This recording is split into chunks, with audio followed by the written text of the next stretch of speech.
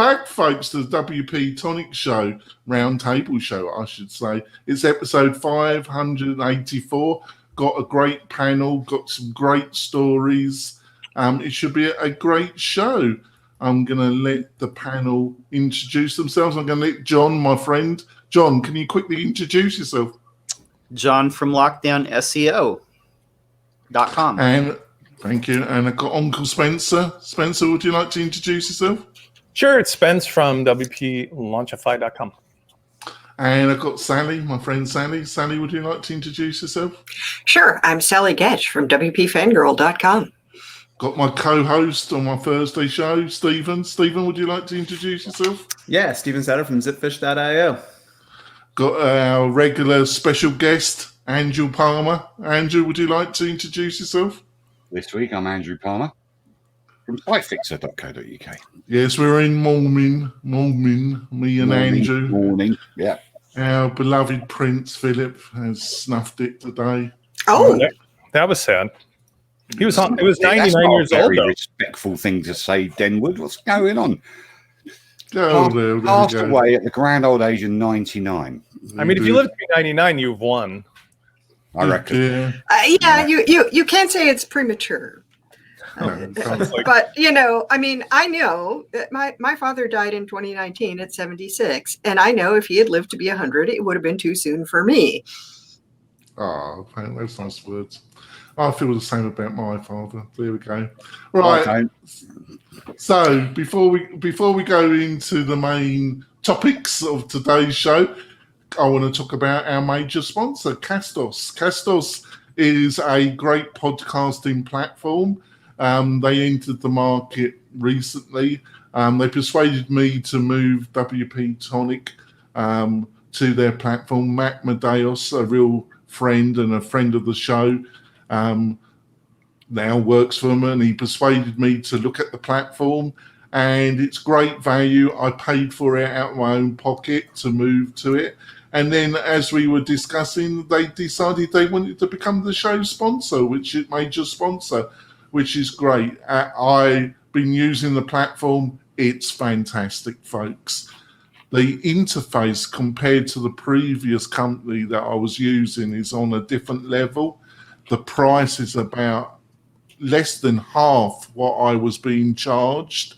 And their support team have just been fantastic to work with. So I can't sing their praises enough. Well, I'm going to be doing that quite regularly. But you're going to try. That is what you're saying. I'm going to try. That's right, Sally. They get their value if you become a major sponsor of WP-Tonic.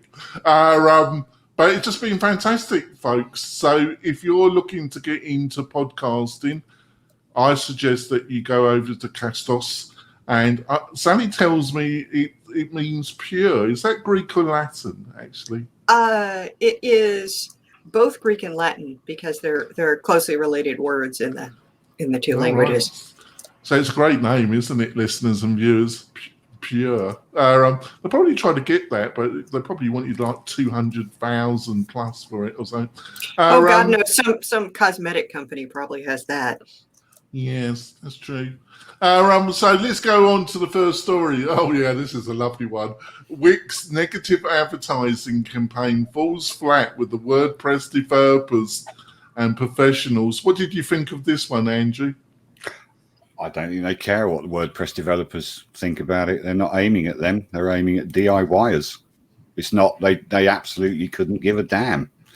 And nor could I, nor should anyone really. It's competitive. It's, I was, somebody quoted on I did a blog post about it on thisisandrewpalmer.com and a vlog and my views on it. I laughed my head off. I don't know why WordPress developers are really getting antsy about it. I don't even know why Matt Mullenweg is worried about it. It's just well, that was what surprised me. I mean, it sounded like, first of all, it was not a super wonderfully clever campaign. I didn't bother watching them because it's not a thing I would have been that excited about. I mean, of course the WordPress developers wouldn't like it. I mean, I think if they'd done it well, there would be some of us who would have liked it because there are plenty of things about WordPress that you could make fun of effectively. But it's like, yeah, I mean, like, really? Like, why should Matt be bothered? I would think responding to it would be beneath him. Well, he has. He's done a big Oh, response I on saw it. ma.tt. Got a blog post. But the point is that Wix aren't actually wrong. You know, WordPress is tough. It's hard work. You've got to keep it updated. Otherwise, why would you have companies like me doing it? You know, Site Fixer. Why would you have you know, all these maintenance deals, WP Buffs, Focus WP, you know, you mentioned every other competitor to me than WP-Tonic, Andrew. Well, WP-Tonic, do you fix sites? We do, yes. Yeah, well, you fix sites. Jonathan, Spencer, do you do it? Jonathan, you've obviously been asked to fix websites, but I've got a specific business that does it. The point is why do we exist if they don't need fixing? So it's either user error because they don't know the system well enough, or it's servers, or it's actual WordPress. With great power, great responsibility. Well, yes. I mean, the thing is that, you know, I mean, I have a client who's got one WordPress site and also at least one Wix site, and sometimes builds Wix sites for other people. And she talks all the time about how Wix is easier, and I believe her. On the other hand, I don't know. I mean, I just saw a site that a client of mine had done for a little side gig of his, and it was built in Weebly. And oh God! Well, yeah, I mean, that's like fairly horrifying by itself. But you know, it doesn't look horrible. But I just happened to check some of the things, and it's like almost every single piece of text is an H2 heading, and most of the paragraph text has like 3 or 4 pixel letter spacing, so you can't read it. And there's just like, you know, there's a lot of catastrophe. So it's like, it's not just that the tool is complicated. It's partly that the web is complicated and people don't understand it. And so they can go in and build things for themselves that are like, they make them happy, they feel good about it, but you know, it's probably terrible in search and terrible for accessibility and terrible for a lot of other things that they're not aware of, and they may or may not care about. I mean, if you're building it like a personal website for a hobby kind of thing, maybe it doesn't matter too much. But if you're trying to like get a business started on it, I saw a bunch of businesses like start things on Squarespace, and there was like no site title on the home page, and no, I mean, like really obvious, like you're trying to start a business, you're missing some of the most obvious stuff in terms of findability. So I don't think that you have no need of expertise just because a tool doesn't have as many buttons and dials on it. I get that, but the point is, we do build Wix sites and we build Shopify sites. You know, we're agnostic. My little agency is agnostic as far as web design. So, well, our preferred is WordPress because we know it and it's easy. You know, and we can put a page builder on it and boom, you've got a website. But the point is that Wix actually has got a wizard. It's whether or not you, as the user, you decide to use the wizard for SEO. You know, Divi itself has got wizards. You know, it's just the way it is. It's generally lack of user attention when you're building any website. Doesn't matter what platform you're on. Otherwise John wouldn't exist. I wouldn't exist in the SEO world. You know, why do we exist? If it was easy, we wouldn't exist. Simple as that. So thank goodness it's not easy. There you go. What do you reckon, Spencer? I mean, this is just an example of how, if you go to the Home Depot and you go and I used to build houses, you go into the power tool section. There's not one brand of drill bit. There's like 14. And there's not one power saw of some kind. It's like 12 of them.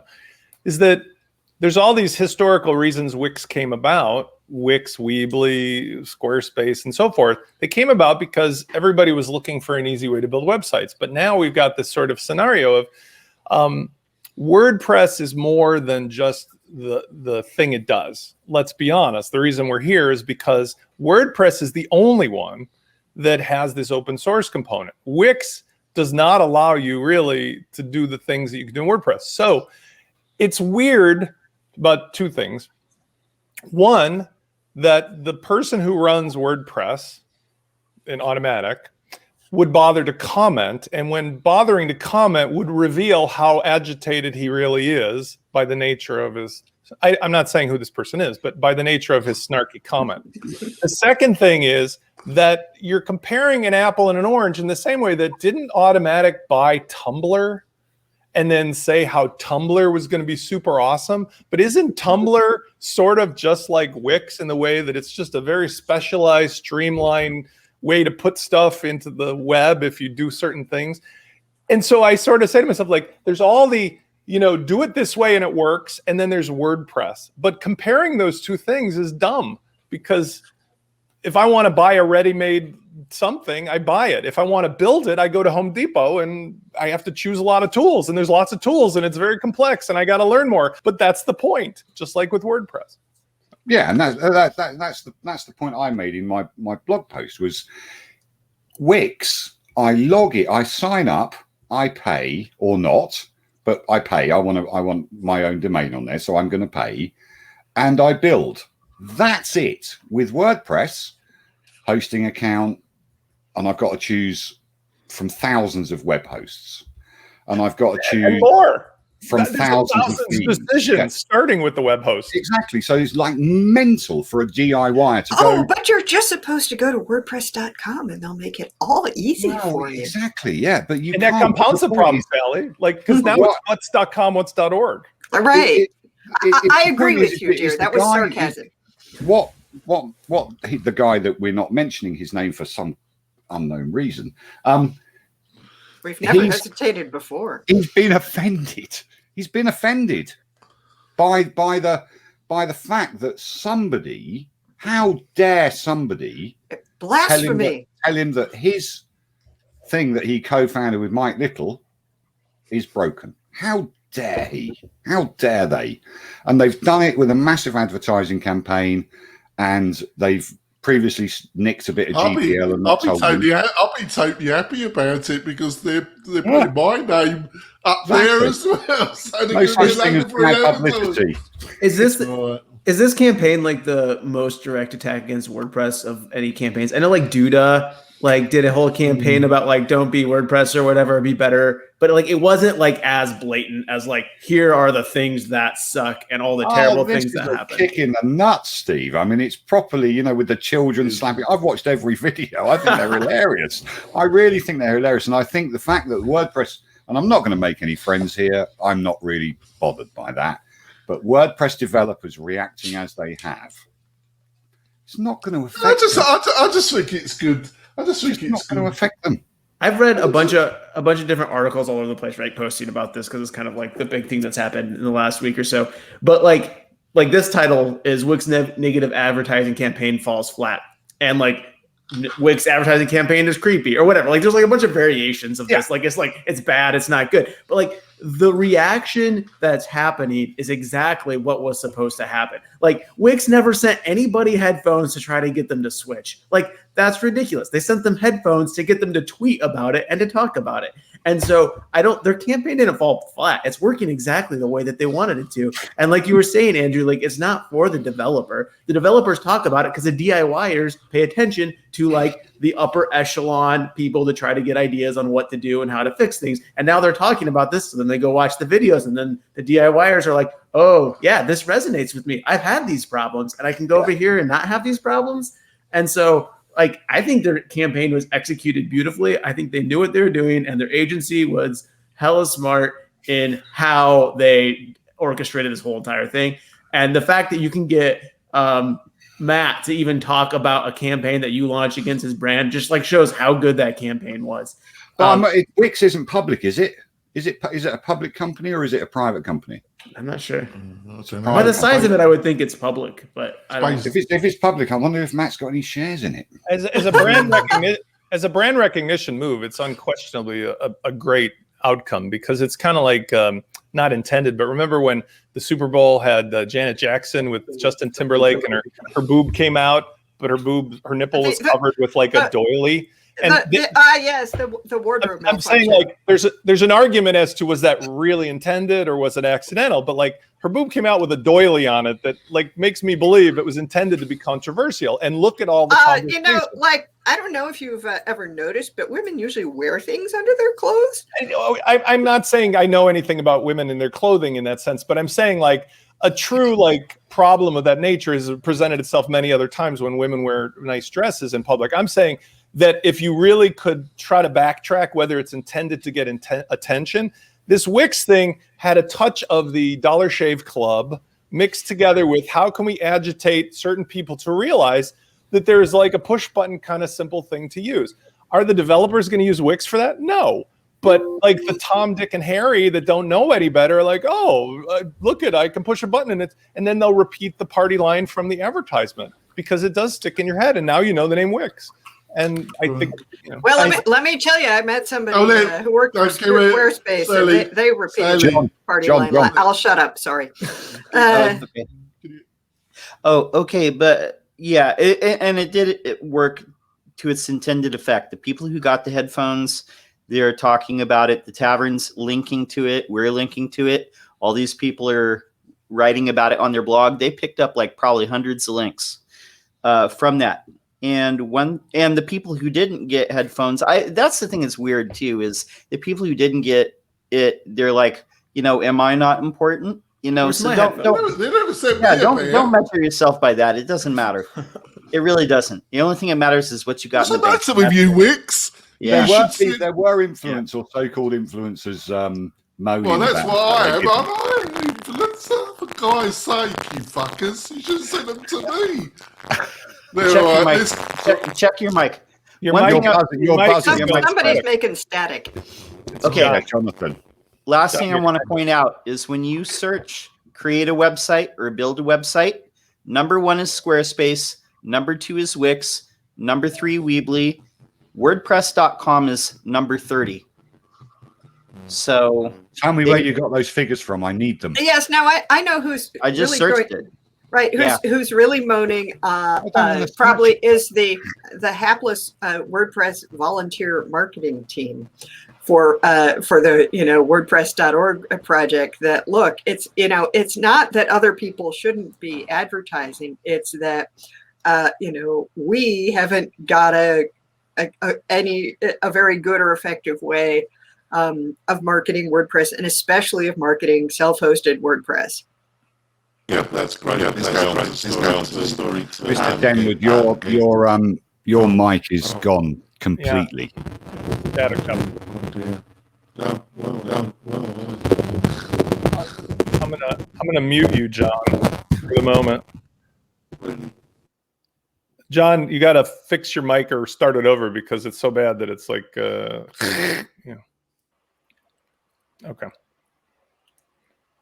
Next story then. All right. Really, Anyway, we're moving on from that. Wow. Go on. Yeah. So mute him again. Yeah. Spence. Yeah. I think like the proper response to it, like a campaign, is either like this, like either you excuse me, you refute it and you say like, here's like the misnomers that they're saying, and just kind of put out like a press release sort of thing, or you own it, but like actively like talking about it to the extent only helps the negative campaign out against your product. And it's just a very strange, I think, response that I think if you were an actual company, you would have like thought through this a little bit more, and your PR team would have been like, hey, here's how to cut this off at the pass, instead of amplifying it times 1,000. What I think is fascinating is, and it's not relevant directly, but it's indirectly, Automatic comes down heavily on all of the copyright violators, right? Well, Matt refers to this being as creepy and blah, blah, blah representation, but I find it fascinating that they got away with the W on the guy's vest, and like they said WordPress. So clearly, as an attorney, their lawyers must have vetted their fair use of this thing and realized we're not just going to go, pretend that it's something press company. They came right out. It's, hey man, WordPress with the W. And after all of the hassle that all the little people have gotten from, that's not quite appropriate. And remember a couple months ago, the other how dare you refer to features of WordPress that aren't really yours? We invented them. Not a lot of conversation about the copyright violation here. Last time I checked, satire was fair use. Yeah. What about Is it now, satire if folks? it's true? What about my mic now? Does it sound okay? you're Yeah, back. that's better. Well done. That's much All better. right. Welcome back. So let's go on to story 2. Google AI research manager quits after 2 ousted from group. I think you like this one, Sally. What was this about? Well, it's just like, my God, the Google AI team, they're dropping like flies. That there was Timnit and then somebody else. So yes, Google researcher Sammy Bengio, who oversaw a company's AI ethics group until a controversy led to the ouster of 2 female leaders, resigned on Tuesday to pursue other opportunities. Well, good for Sammy Bengio, because it does sound like it's just been that thing is riding the hot mess express. I suspect that the ethics team has increasingly been forced to admit that there are no ethics in Google's pursuit of AI. Probably What not. was not the if reason, by the way? What was the violation of the AI ethics and stuff? Well, it started with Timnit's research that was basically turning up. There could be some problematic shit about some of this stuff that Google is doing, and she was going to publish a paper, and then there was this like huge flap, and they were, it turned into one of these kind of like, you can't fire me, I resign. And the thing that made this especially noteworthy is that Timnit Gebru is a Black woman. So yes, in early December, Google dismissed Gebru in what she termed a firing, and Google has called an acceptance of her resignation. Let's have a little newspeak here. In February, the company fired Mitchell, who was the guy who didn't want the person who didn't want her published, and then so yes, and it does seem like it's just all going down in flames. And of course, if some of the best people on your team have left, and you're either trying to pick up the slack, or you're realizing you're being asked to do stuff that you don't like, or you're being, you're a research team and you're being limited in what you're allowed to either research or publish. So that's not so good. So fundamentally, we don't quite know, but it's around AI. And what do you reckon, John? Let's go to John. So Timnit Gebru, her paper that she co-authored, basically what's happening at Google is they're using AI to analyze all this different language, all these like different things, and figure out how people use words, sentences, and train their neural net. But what's happening, and we've seen this also in machine learning software that people are using to create content, so they don't have to pay writers, is that it picks up implicit bias from different groups. For example, if you're using AI to create content around Muslim people, like there's gonna be stuff around like terrorism and stuff like that. So there's all these sorts of implicit bias and prejudice that are in there. I've actually seen people on Twitter mention this before too, irregardless of this and irrespective of this, how there's prejudicial and just very problematic things that show up in Google image search, that show up in different things. And this is one of the things that was being pointed out. And from what this article says, I think this person that was let go, this was her direct supervisor. So anybody that's connected to this is being basically like just their influence is being forced out. at Google. So basically, Google is just full steam ahead, and we don't care what these marginalized people have to say. We're just going full steam ahead. Evil be damned. Well, that's why they took evil out of their thing. The problem with this, there's a problem with ethics in the actual way that the people that had the problem with ethics presented the unethical AI. When you're employed by a company, you are intrinsically attached to an NDA. Everything that you do is confidential. Everything that you do is subject to an inner counsel, so a lawyer, basically an attorney, you know, the local counsel. So what happened, and I did look into this because I'm concerned about the bias that goes in there, because there's gender bias, there's color bias, there's age bias, there's every bias that you can think of in studying how a brain works, right? Because we all have our own biases. We can't help it. We're human beings. Yes, the thing about subconscious bias is that it's subconscious. We're not exactly. necessarily aware we have I don't know whether I'm biased. You know, I could be biased against redheads or SEO managers or people that make websites. I just want to. Can I just ask? It's linked. I just want to ask you this, Andrew.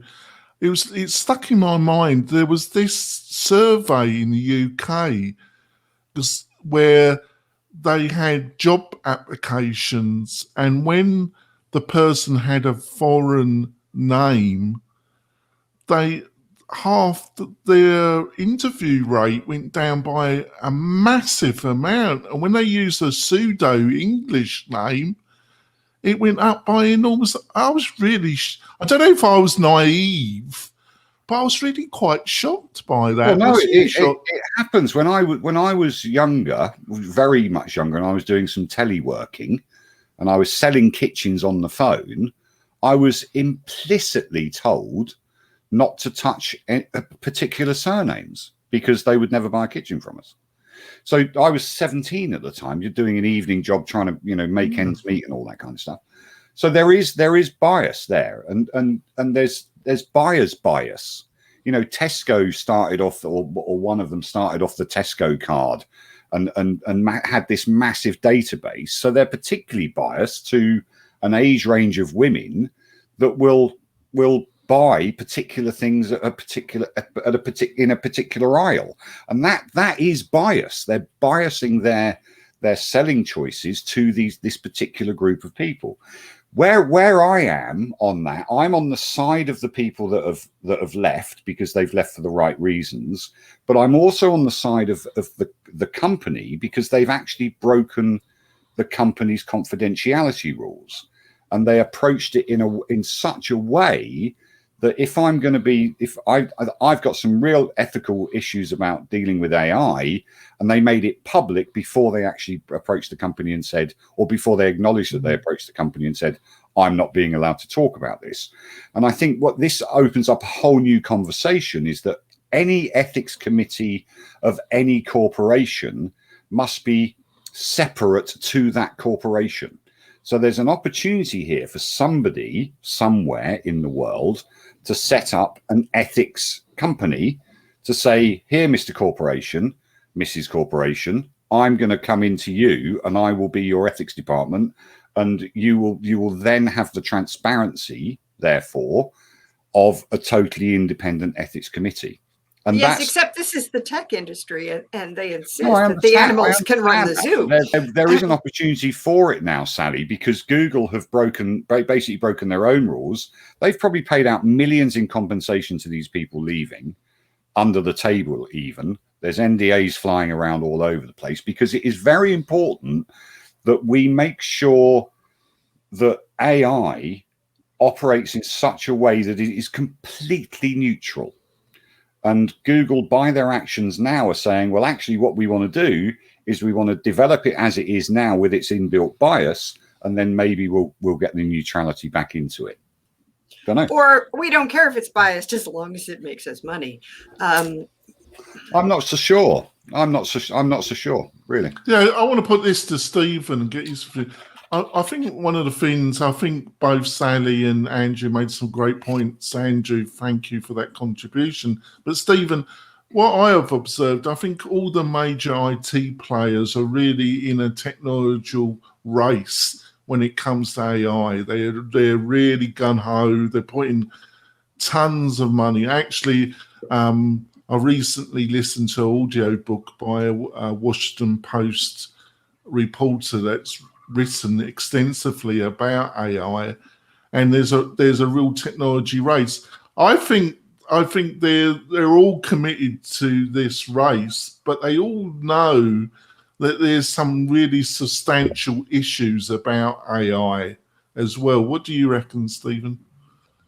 Yeah, the issues surrounding AI are super complex, and I don't know this story well enough to have a really comment on the particulars of it. But in AI in general, we are looking at a whole new set of ethical questions because the computer is making the decision and not a person. And how do you hold a corporation responsible for some neuronet thing that they don't have a full grasp on exactly how it's working, but you're seeing some implicit bias coming from it. What's the responsibility of them to fix that and figure out how to fix that, or train it to be better and put the time there, or keep developing it and then work on it later. We're talking about bleeding edge kind of stuff that we don't know from a technology standpoint how it's all going to shake out in the end, and also from a ethics standpoint where it's all going to shake out at the end. And I think we'll probably see lots and lots more articles like this get published, over the next couple of years as companies keep diving into this more and more. And I like what Andrew was saying about, having, your external ethics committee. I think that's going to be something that becomes more and more important to every company that's dealing with that, because you have to try to insulate your company from those moral decisions because, as Sally pointed out, you have this problem of money. The corporation wants to chase money, and how do you buffer that against the moral obligation to society and culture? I do think there'd be a lot less bias in the AI if there was better, representation and diversity on the teams building it. That just look at this thing that Slack just did about, we'll just make open DMs for everybody across the whole of Slack. And that Heather's comment was, how do you say there are no women on our team without saying there are no women on their team? That, if you've got people on the team building stuff who would be able to see, wait, that thing could be really bad for me. But at least people hear stuff earlier about where the problems might be. I think one of the huge problems is the data set issue, though, is that the data sets that are available out there that are large are already biased. And so how do you get a data set that's not biased? A lot of stuff, at least I'm not sure if they're still using it, but the Enron emails chain, a lot of, because that's public information, everybody can look through all of Enron's emails and stuff. They use that to train tons of natural language processing. Well, the Enron has a very specific demographic of people that were sending those emails. And you can't get that amount of data and chains going back and forth in a data set anywhere else, because nobody makes that amount of stuff public generally. And so I don't know, the Chinese government probably has it for everybody in China, but we've been dealing with bias all the time. Look at bank loans. Years ago, I went to my bank manager and said, I want a £75,000 mortgage or loan because there's an opportunity come up for a shop. He went, let's have lunch. Had lunch, 75 grand. Great.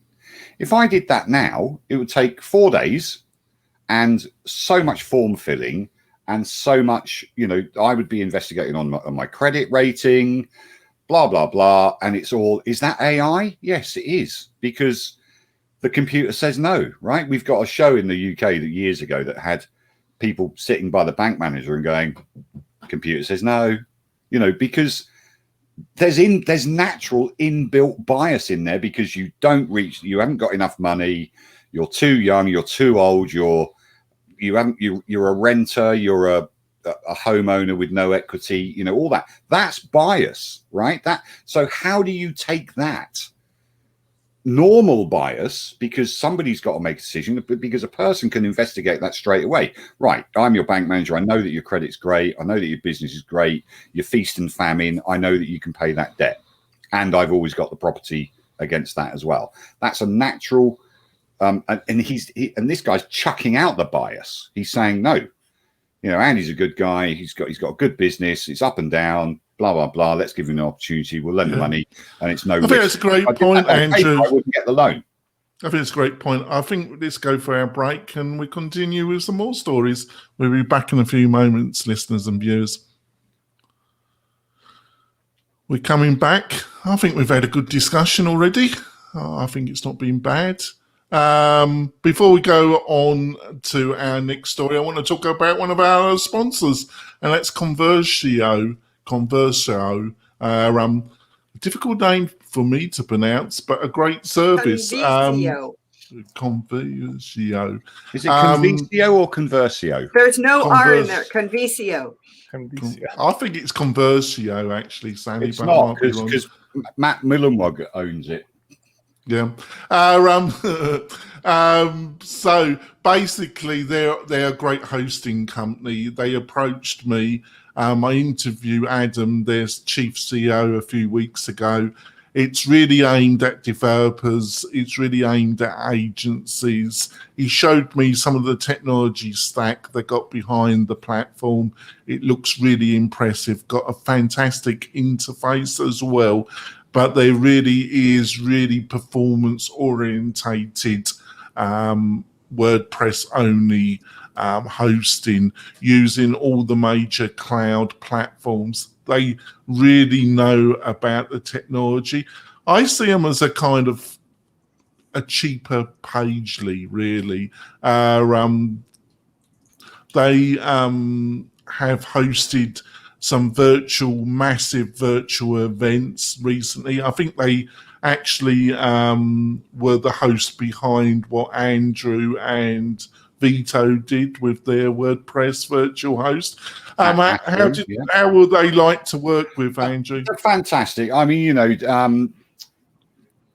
they're great. They've got a scale. They really worked hard with Vito and got the situation sorted out before it was launched. We had a couple of glitches which were due to the video streaming, the live video streaming, nothing to do with Conversio. And, Tom Finelli, the guy that's in charge, is a really lovely chap, and very open and very friendly. And we interviewed him.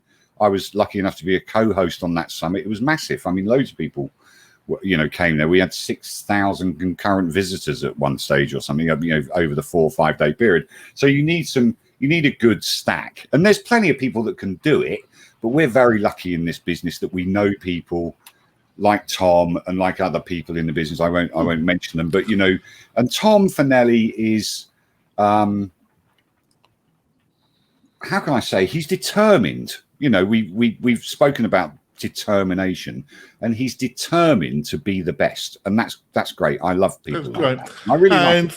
Good guy. Yeah, thanks for that, Andrew. And if you go to the WP-Tonic website, there will be a link which you'll be able to click, and when you use that link, you will get 30% off the lifetime of any plans that they are offering. It's an exclusive offer only for the WP-Tonic tribe. They're not offering that anywhere else, and it actually is a fantastic offer. So let's go in to story 2, and this is really a fascinating. Cadence WP is joining iThemes. Me and John interviewed Ben yesterday. You'll be able to see that interview next Thursday, and you'll be able to hear it on iTunes, I meant. But it was a fantastic interview with Ben, the founder of Cadence WP, and we discussed why he was selling the company to iThemes. So, Spencer, what did you think of this? Cadence being bought by iThemes. Isn't iThemes owned by GoDaddy now or somebody? No, they're owned by Liquid Web. Wait, what? Liquid Web. Liquid Web. Yes, which also just bought the Modern Tribes events calendar. But we were just talking about that sale not that many months ago, right? There's a big stream of acquisitions. I think that they bought iThemes. Liquid Web bought iThemes a while ago, but since then we've had iThemes got Restrict Content Pro. Liquid Web bought Modern Tribe. Like, Liquid Corey Web Miller's retired, and then Liquid Web owns it, and they're acquiring a bunch of other stuff. But so it's interesting because it just throws me off when they say iThemes acquired them. I mean, isn't it true it's Liquid Web is acquiring them? I think they might be going under the iThemes brand, because there was a note somewhere that said, hey, if you're part of our all-in iThemes package, you get the Cadence stuff along with it. I'm like, oh, that's interesting, given I just paid Cadence for like a lifetime subscription to their to their Pro plugin. Yeah, I mean, I don't see anything like this is one of those. I will call it like past the billboard on the highway stories. It's like, oh yeah, okay. Like, you don't see anything in this. You don't see anything in this. I see two things that are relevant, but they're not remarkable for the acquisition. One is that there's obviously some attention towards the whole thing that Cadence is doing, which I do find interesting, where they're trying to make the Gutenberg block stack more accessible by putting it in the front space where the customizer used to be, which is something I'm all in favor of.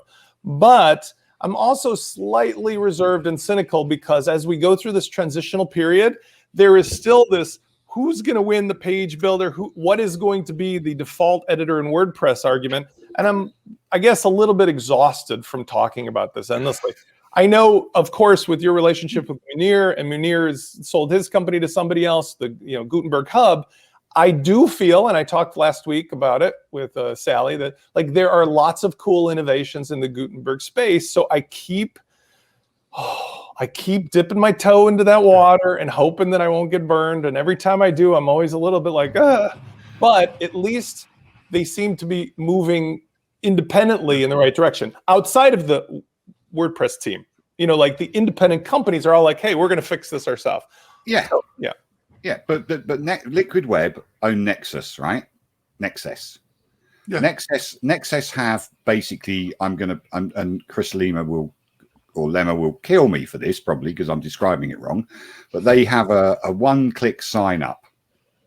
So they're kind of solving the Wix issue with WordPress, but they have a one-click sign up. It's a multi-site or a multi-stage site or whatever. And you put WooCommerce in it, and it's designed for WooCommerce, and it's $20 a month, less than $20 a month. Cadence WP have some of the most intuitive WooCommerce blocks in them. There is no doubt in my mind that Cadence WP is going to be the Nexus theme that they put in with all the content, with all the blocks, with everything. This is a strategic purchase by Liquid Web so that they can make their WooCommerce hosting, managed hosting things better. To be fairness to Spence, I know exactly where Spence is coming from. In a way, it's been a continuous story, Andrew, that we've been covering. But obviously, you're special. You come like once a month, and Spence is. It's not bad. Let me just elaborate. Is that it's not that this isn't relevant. What I'm suggesting to you is that I think any of us who spend time dealing with this issue can see the end result where all of this is going, and that is there will be an ultimate simplification and shakeout where the default editor will be established. And I personally am confident that Gutenberg will be a part of that after some private companies work it out.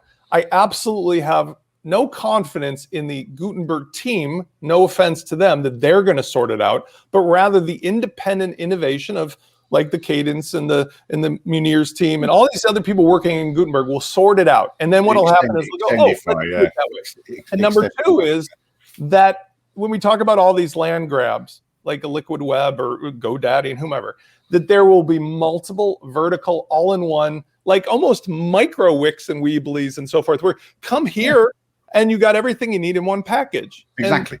And John and I talk about this. There's lots of independent people, including WP-Tonic, who do that really well. So the issue isn't, in my mind, whether this is what's happening. It's that right now, everybody's a gold miner and everybody's selling tools to the gold miners. And it's too much all over the place, too exhausting. That's all. Yeah, but Yeah, I agree. The only thing, Spencer, that amazes me is you can still look at examples, Spencer. Look at Fluent Forms and Fluent CRM, how they managed just to really. You wouldn't really think there was much oxygen left in the form market, would you? You just that's a great example. Well, there's one less now, isn't there? Caldera, boom, gone. But that's a great example of fixing a core thing. Like Gravity Forms is still the king, and there's WP Forms, etc. But Shah Jahan and his team came at it at a different angle, respecting that there were multiple components that were all going to play together. They attacked the problem of the user from multiple angles. Fluent Forms, Fluent CRM, you've got the theme, ethics and design capability built in there. And so now when you look at it, for example, Gravity Forms has their new version out that supposedly fixes a lot of graphics, but it really doesn't. And you look at WP Forms, and a lot of us appreciate everything that's going on with the WP beginner theme of products or team of products, but it's just like a commitment to their thing. Whereas Fluent was like, aha. And I'm suggesting the same mentality here. Some of these vertical teams or vertical integrations will become so polished that somebody will say, oh, they figured it out. That's the perfect recipe for how this whole WordPress thing should be. And if you like that recipe, take it on. But right now, it just feels exhausting because if you go into the core of WordPress, and by the way, sorry, I'll end it right here. I'm biased because WP Launchify is trying to solve this very problem. If you come to use WordPress as a platform, problem 1 and 2, WordPress.com versus .org. If you do .org and you figure out it's not the hosted thing, you've got to start with like 7, 8 vertical categories of things from hosting to the various plugins. You will just blow your mind. And that's too hard versus if you go to Wix. You go to Wix and it's like, here's what you get. Ta-da. And I think that's what's happening in these micro spaces. Use Cadence with Gutenberg, with this, with that. I think it's also. I also think it something you pointed out, Spencer, and I put this to Andrew. Is that it's been a continuous discussion on this show. Is that I feel that in some ways the hosting companies know with cloud hosting, and in some ways it's been. The differences between different hosting providers isn't so clear. So, like what WP Engine did with buying. Yeah, I mean, we've seen a lot of acquisitions to prove out what Spencer has said for years about hosting itself being a commodity, and therefore the hosting companies have to find certain things that are differentiators, and they're going for specializing in some ways. And yet, I sometimes wonder, like, it seems like there's a common trend toward like consolidation, and you have a few players in the fewer players in the market and bigger ones that take that up. And yet, WordPress just keeps defying the notion that you will end up with like one core way to do things, and that you get, in an area that seems like surely there are enough players now that are popular enough that it's unlikely anyway. And yet somebody comes in, and they not only come in, they succeed. Are there any stats on like how much of WordPress growth is driven by agencies and companies that handle more than one site versus like your one-off company that creates a site for themselves? John can find that out because he's the Googler. I haven't a clue. It would just be really interesting to see, because I'm sure in the enterprise space, it's a matter of like you pick the agency picks the platform, and so on. But because most websites are not big enterprise sites either. WordPress has a lot of advantages for an agency that all these other platforms don't have. And I think, like, I'm kind of going back to the article about Wix that we were talking about too, that for an individual, the problem of having a page builder that you can click on and just start right away is like a very real problem. But if the growth is being powered by agencies, then there is room for 15 different types of page builders, because everybody has their own workflow and their own process. They want something that matches what they want to do. If the growth is being fueled by the one-off company building a site for themselves, then there isn't room for that because they don't want to make those choices. And it would just be really interesting to know where that growth comes from. I think that would be very telling on how that all will work out. Where to get that, and I will try and get it because I know people at InMotion hosting who actually have the all-in-one solution. They've had it for ages and they've owned it for forever, and there's 600,000 websites built on it. It's called BoldGrid, and it gives you complete content. So whatever your genre is, it gives you. I want a florist website. I'm a florist. I want to build my own florist website. Sign up to InMotion, sign up to BoldGrid, $5.49 a month or whatever it may be, and there it is. My website is presented to me with a page builder, their own page builder, and it's done. So they must have those figures of, are you an individual, are you an agency, or are you whatever? What the States doesn't seem to have is reseller packages like we do in the UK. We've got 3 or 4 resellers that charge you $40 a month, and it's unlimited hosting. So we can host as many websites as we like. It's not brilliant hosting, but it's well, right. People who host and GoDaddy and those people have had reseller plans, but most of the managed WordPress stuff doesn't. Right, exactly. But what Wix and why I say Wix before? Let's go back to Wix thing. If they were aiming for WordPress developers to move to Wix, they would offer a reseller opportunity, right? They would say, right, you can now, agencies, we've got an agency package, you can have 25 sites for $150 a month. You're muted, Steve. They do have an agency thing. I was actually just on the phone with some Wix guys the other day because they had sent me a really interesting email talking about their new X developer code environment or whatever. I was like, oh, this sounds interesting. I'm not going to switch, but I would love to just see what they're doing just out of curiosity, morbid curiosity. But they also were trying to sell me on this whole reseller platform where it is still site dependent, you're paying per site, but you can resell that in a branded dashboard and all of this, all this other stuff. But I forgive you, Stephen, for talking to them. We're still friends, Stephen. Let's go on to probably our last story because it's been, but I wanted to touch it, especially with John being here. Google Page Experience Update. It's all set to launch in May 2021. Webmaster Han in there. What's this one about, John? What do you think the key things that we should get from the article, John? This article makes, I'll say this article makes some presumptions.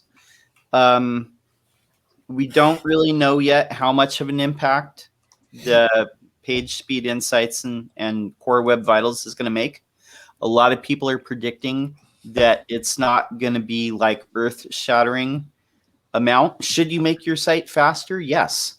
Go run my site through Page Speed Insights, and you'll see that I've made a lot of changes. And I'm using a lot of the things that I figured out that have worked. I'm rolling those into client sites. A lot of people don't even know about this. A lot of site owners are not even going to know about this. So if you're thinking that speed is going to be a substitute for having the right content and having the right links, that's probably not going to happen. Those are still going to be more important. But what I have observed is that if your cumulative layout shift, which is how much the layout of the above the fold part of the page or the entire page as a whole, but whatever's appearing in the browser screen is given priority, how much that shifts from the time that the browser starts to download and render the page until the point where it's fully rendered. If you can get that in the green, that seems to have a positive effect.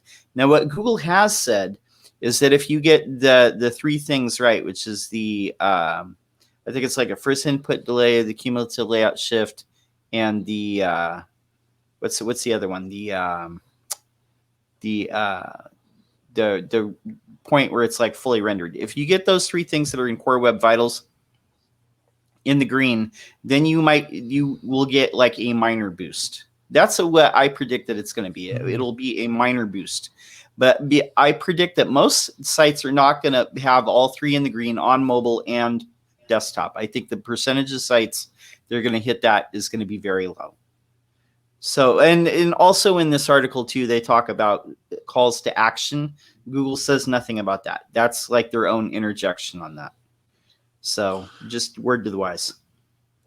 I get the impression, especially the YouTube WordPress pundits, the big YouTube WordPress focus, they've just gone over the past few weeks since this has become public in the public domain. I just get the impression they're just literally gone bonkers over all this. Do you think I'm right about that, John? Have we got any insight why they've gone bloody bonkers over it? I mean, I don't know about all the different WordPress pundits, but I think anytime that Google says something like Mobilegeddon, remember that in 2014, Yeah. Be mobile friendly or else you won't rank. I mean, they were still saying they're getting all the sites like mobile, like what you see in the search results is based off of your mobile version of your site. That just finished rolling out like last year. So the sad fact is most webmasters and most site owners aren't aware of any of this at all, and they don't pay a lot of attention to it. The percentage of people who are savvy and they either talk to an SEO or a person who's maintaining their site or an agency, that's a smaller percentage, but those people usually end up winning, and they're usually investing in content and having somebody try and build them, some links, doesn't need to be a ton usually, but improving the experience of their site and all these things.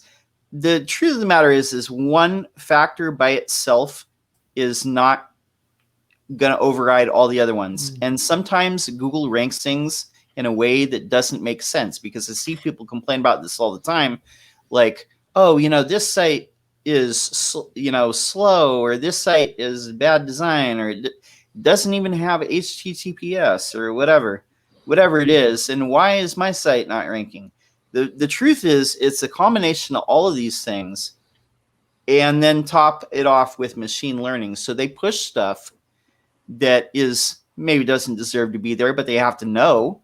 They have to get some actual data on it and signals and see how it actually does. Then they can push it back down.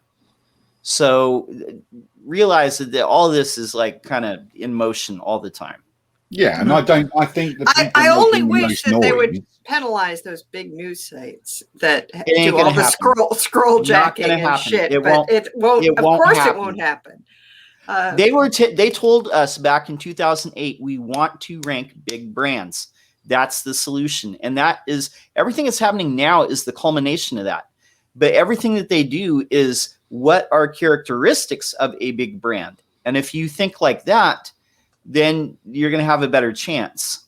You got to focus on the positive aspects of what they think a trustworthy big brand site that they can pretty much like rank whatever they put out, no matter what it is.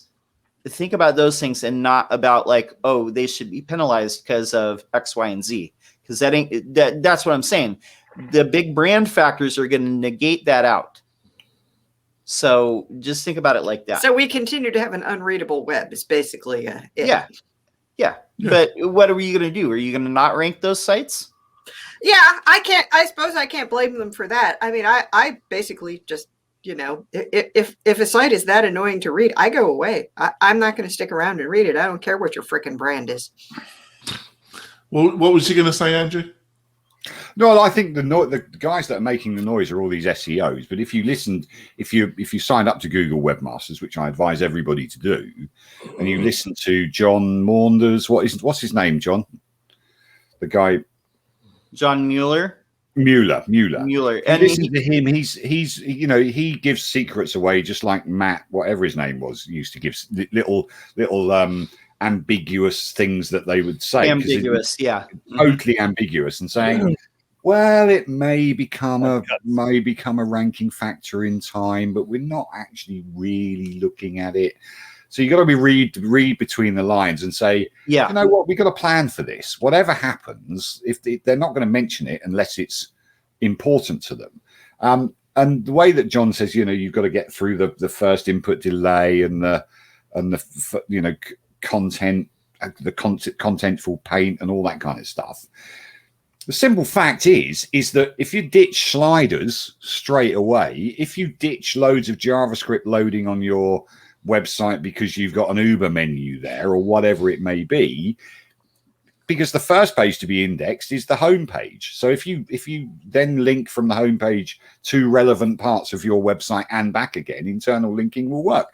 So once you get over the core web vitals, you've still got to think about content.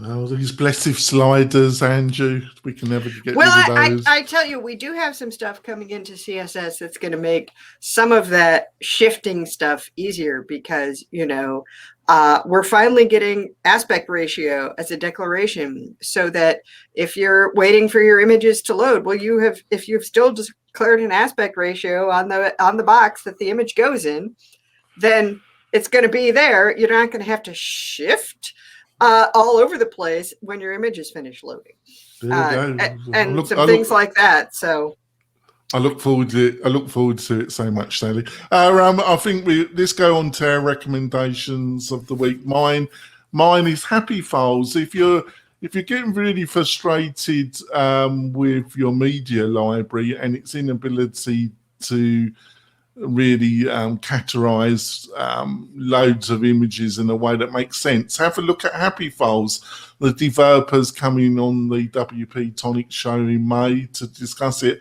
I've been trying it out. It's at a great price and it really does help you sort out the mess, which is the media library which you presently face.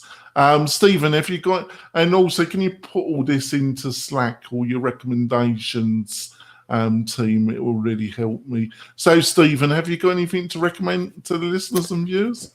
Should I use a carousel.com since we were just talking about carousels? If you wonder if you should use a carousel, go there. And spoiler alert, the answer is no. Well, make sure you got it into Slack. Andrew, got anything you want to recommend to the listeners and viewers? No. No? Oh, God, you're not coming back next month. No, I am going to make a recommendation, though. Yeah, go on. Please don't be offended by other people saying that their system is better than That's all I'm going to say. Spot on. The question is always better for what? And better for whom? Exactly. Because there are going to be ways in which that statement is going to be true, no matter how wonderful the thing you like is. Yeah, right. So, Spencer, have you got anything you want to recommend to the listeners and viewers? Yeah, actually, it came up recently. 3 people in 1 week, actually the same day, all were saying that for online business, they wanted to have events where people were meeting on Zoom. And so a big factor of them choosing certain products was that they connected directly with Zoom. Like, for example, Calendly has an integration that lets you schedule and the Zoom link is in it and so forth. I just want to let you know that some of the things that work natively with WP Fusion or work with the stack that we talk about at Launchify, one of them is very well known. It's the eventscalendar.com, and they specifically integrate with Zoom. So it's not an endorsement of them exclusively, but it is definitely, if you are comparing how you could do something, it is to a great advantage if you use an internal plugin that connects to via PHP to all the other user stuff and the tagging and automation than even to use an outside service. Because even though it's true, I still use Calendly, I have to work through API connections to move along the information about what somebody did, i.e. Zapier.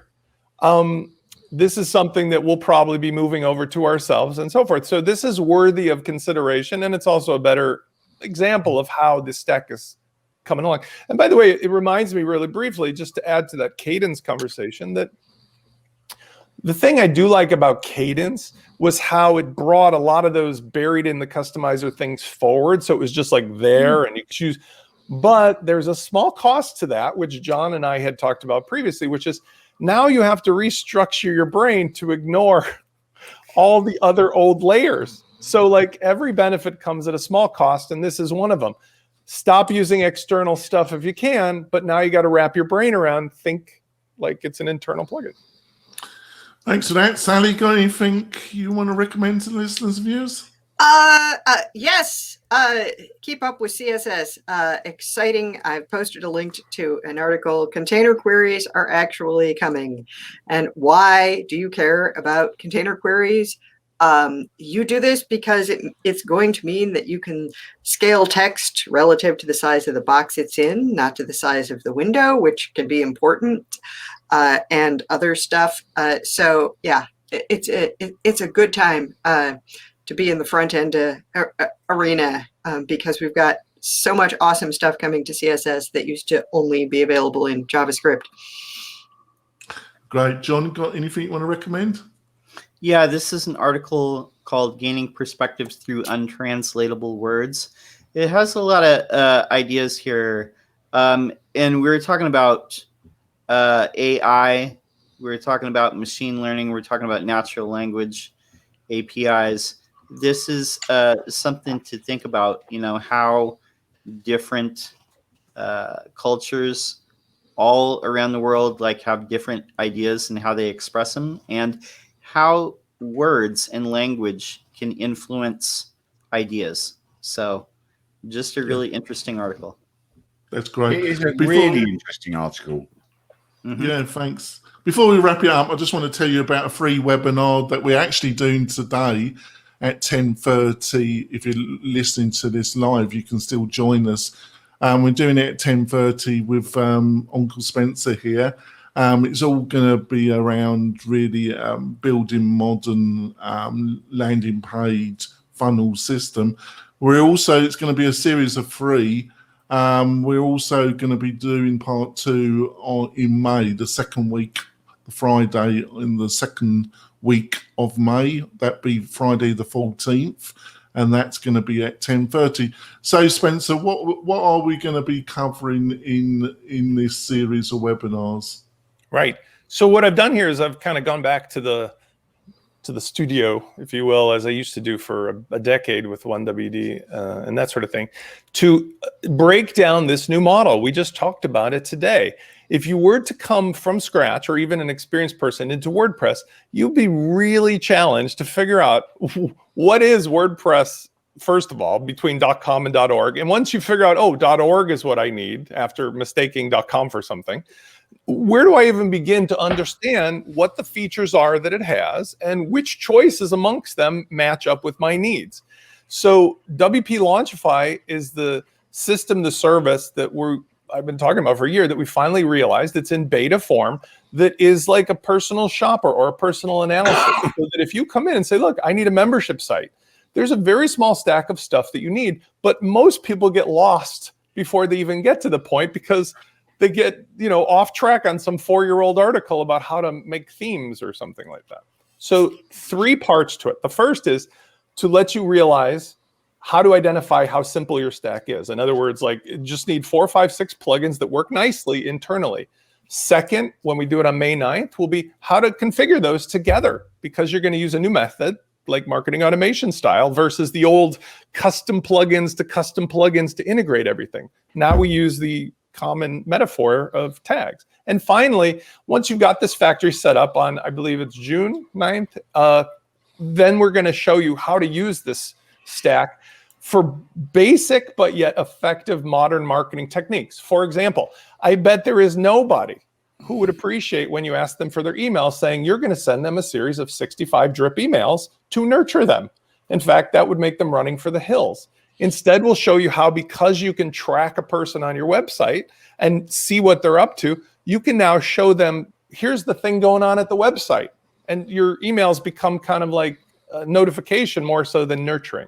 So if you follow these independently, whether you start at today's or you pick it up later, it will be like a supercharged, simplified, low time investment course that anybody can use.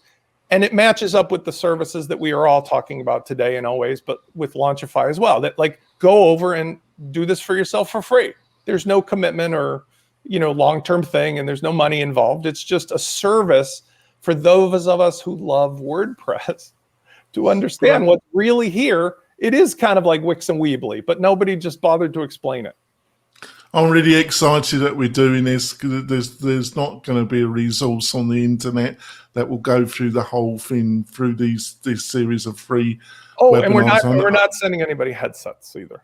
No, we're not saying it. I know Spencer's really worked a lot on this series of free webinars, and I'm really excited. Please join us if you're watching this live. Please join us at 10:30 on the WP-Tonic YouTube channel, and you'll be able to see it. Or if you sign up on the website, Spencer will be sending some extra materials and that to you. There's a big button on the WP-Tonic website, and you can fill it in a form on there. We'll be back next week with another great show, another great guest. We'll see you soon, folks. See ya. Bye. Bye. Bye.